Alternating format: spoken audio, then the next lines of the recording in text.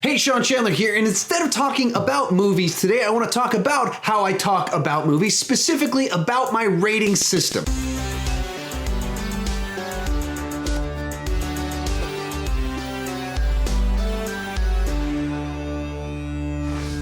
Now, I can't speak for everyone, but most of the movie reviewers I've talked to or heard from are typically pretty frustrated by having to have a rating system. For the simple fact of the matter of movies are kind of like comparing apples to oranges. They are all fruits, but they're different. They're very different, and trying to compare and contrast them and have a rating system that's so concrete and finite, it's frustrating because people want to nitpick why you put the same rating on two things that are so very different. Likewise, people use very similar grading scales that mean wildly different things. So mine is 0 to 10, and other people might do something similar, but they mean very different things while giving the same exact scores. For that reason, I just want to walk you through my grading system and how I come to those scores. Now, this isn't a totally comprehensive list, but I have 5 things I'm generally looking at when I'm reviewing a movie. First off, the overall quality of filmmaking, factoring in kind of on a curve of how ambitious of the story it is. A very difficult film that's executed with excellence is very high, as well as some stories are easier to tell and told very poorly. So there's all kinds of places in the middle. Second one, how well does it accomplish its purpose as a film? So does the comedy make me laugh? Does the action movie excite me? Does the drama work in the drama? So kind of looking at it for what it's trying to do, how well does it do it? Third, does it stir the right emotions in me and have the right emotional payoff? Do the twists work? Just does it stir the emotions within me? Fourth, how entertaining is it in a general broad sense? How much enjoyment did I get out of it? Fifth, how rewatchable is it? Can I rewatch this one over and over again and just enjoy it a lot?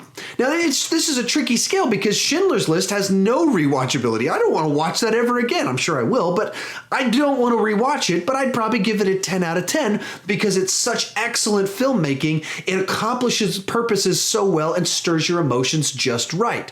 Whereas other movies like Commando, you can look at some of these and be like, the filmmaking is sketchy and all kinds of issues with it, but at the same time, I find it endlessly entertaining and rewatchable. I don't know that I'd give it a 10, but I'd rate it pretty high. Here's a quick overview of my scoring system. 10s are best of all time, 9s are best of the year, 8s are very good, 7s are good, 6s are mixed bad, good bad, 5s are bad movies with some good in there, 4s are competently made bad films, 3s and 2s are incompetently made bad films. 1s are incompetently made films that the train wreck's fun to watch. And 0s are just unwatchable films because they're so incompetent. So to go through that a little bit slower, 10s are some of my absolute favorite films of all time. Most years, you won't even have any 10s that will come out in any given year because it's not likely it'll make it onto that list because the movies that are my favorites tend to be movies that kind of shaped who I am, that came out at perfect times in my life. And so I don't add a lot to my 10 list very often. So movies like Die Hard are my favorite action movie of all time, and the one that I would say is the best action movie of all time. Those are 10s to me. Schindler's List is just an incredibly powerful drama. It's a 10 to me. Don't want to watch it again, but it's a 10. Braveheart is a fantastic drama that I love. It's a 10. But there's not very many 10s. I didn't give anything a 10 last year. 9.5s are the movies that I think are the best of a given year or the best of a genre. So any given year should have a 9.5 or higher that I give out. Last year, I didn't go see a lot of just the great movies, some of the best movies that were put out last year. So I didn't give out any 9.5s last year, but that's the type of movie that would normally get a 9.5. 9s for me are great movies that are some of my favorites of the year. So last year I only gave out one, and that was for The Accountant. Now, a lot of people don't think that's a great movie, but that's a movie for me. I just enjoy that type of movie for it. So it's a 9 for me. And if you enjoy the types of movies I like, I think you're going to think it's a great movie that's very enjoyable. This year, just this past week, I gave out Patriots Day a 9. Very different movies, very different level of enjoyment, but I gave them the same score because they're movies I very much enjoyed. An 8 for me is a movie that's highly entertaining that either has some flaws or that's simply a film that doesn't have high ambitions. So for example, The Magnificent Seven that came out last year, I didn't view it as a particularly ambitious film. It wasn't looking to reinvent the Western or explore the human experience. It was just a lot of fun. So I gave it an 8 or an 8.5, and that's right. That's where my rating should be for a movie like that. That's just an enjoyable time that's not striving to be awesome. I didn't have any big flaws with it. There was nothing that really stuck out to me. But for the ambitions of that movie, I would give it like an 8 and 8.5. But other movies, they aim for greatness and they've got some flaws, some elements don't come together quite right, and so I would give them a similar 8. And for example, last week, Hidden Figures, I watched it and I was like, I really enjoyed this. This is a really, really good movie. I've got a few issues with it. That's an 8 out of 10. Absolutely recommend it. You should go see it, but it's not perfect. A 7 for me is a movie that has significant flaws, but it delivers on what it's supposed to deliver. So maybe it's an action movie that's kind of a train wreck, but it's enjoyable enough. So last year I gave Kickboxer Vengeance a 7 out of 10. Maybe if I would give it a different lower score if I re-rated it, but for me, it delivered on what the movie was supposed to deliver. So if you like that type of movie, I think that you will like this movie. That's kind of what that score is for me. If you like this type of movie, you will enjoy it, but it's not a movie that's going to win new fans to the genre. If you don't like this type of movie, you probably won't like this film. That's what 7 out of 10s tend to be for me. A 6 out of 10 is a highly flawed film or a movie that just doesn't come together quite right. It doesn't deliver enough on the promise of the premise of what it's supposed to be. So it might not be awful. It's not a total train wreck. There's a lot of things that are competently done, but it's just right there on the fence of whether I can recommend it to you or even if I can't even decide if I like it or not. So Jack Reacher Never Go Back came out, and that's where I rated it a 6 out of 10. I was like, I'm not bored. I don't hate this. It's just not very good. The action doesn't deliver enough on the promise. The story isn't engaging enough. The characters aren't interesting enough.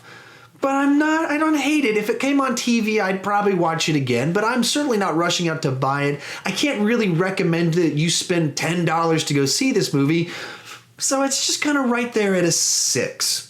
Other movies I've given similar ratings because they had bigger issues, major flaws, but there's some big redeeming factor, a great performance, a great sequence, and so then it lands in that same sort of place because you're trying to balance the good and the bad. That's what the 5s and the 6s tend to be for me. Anything in that range, it's really a mixed bag. There's stuff in there that's good and enjoyable. There's a certain level of competence, and then there's a lot of just meh or badness that kind of you're pulling between these two things. Dropping down even further, a 4 out of 10 is a movie that is deeply flawed, not really entertaining, but has at least some redeeming qualities to it, and some level of competency in how it's put together. Dropping even lower to a 3 out of 10, this is a movie that is deeply flawed, and it doesn't really have any redeeming factors, but it's at least kind of competently made, and so you're just watching a boring movie. It's so bad, it's boring. Now, when you go below a 3 in my rating system,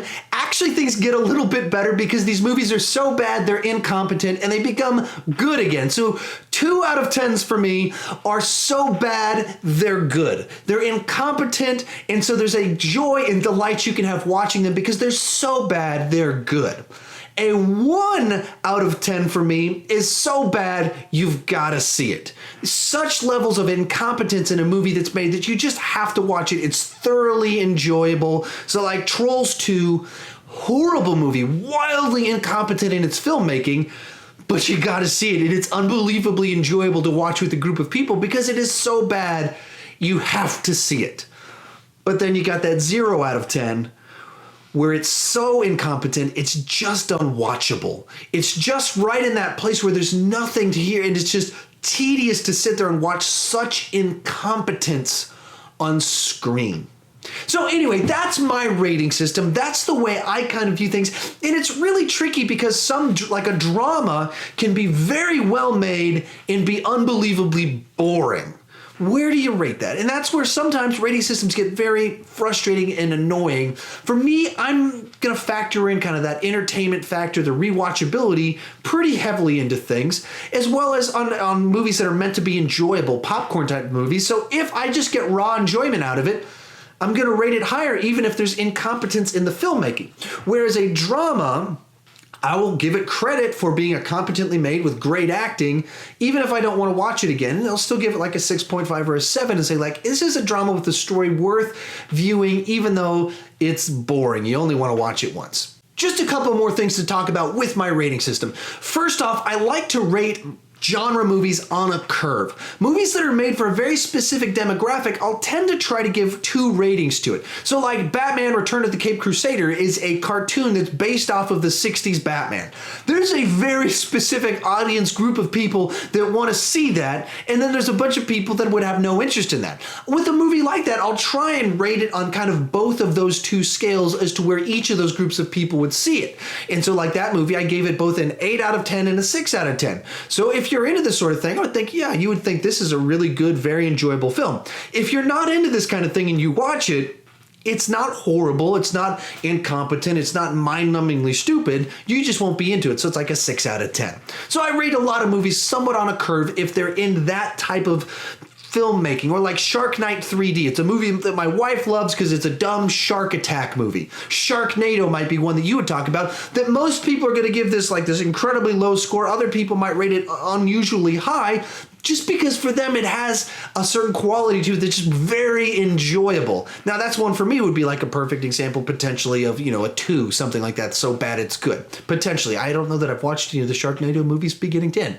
That's the first thing to talk about in my rating system. The other thing that's kind of my last final thoughts on it is I like to say a to be honest section. So I'll rate it 7 out of 10 and then I'll say, but to be honest, and I try and give kind of a common man's take, my take on it, that's just an opinion outside of trying to officially critique it and talk about the acting and the action sequences and the editing and the storytelling, just kind of my vibe. Yeah, I really enjoyed this to watch it once. I'm not going to watch it again. To be honest, I'm trying to give this rater than I would normally try and rate it. To be honest, this is a terrible movie. I think I'm going to watch a whole lot. I'm just giving that my average gut take feeling, saying what I want you to know, that's just you getting to know me and how I interpret this movie, or how I think you should watch this movie.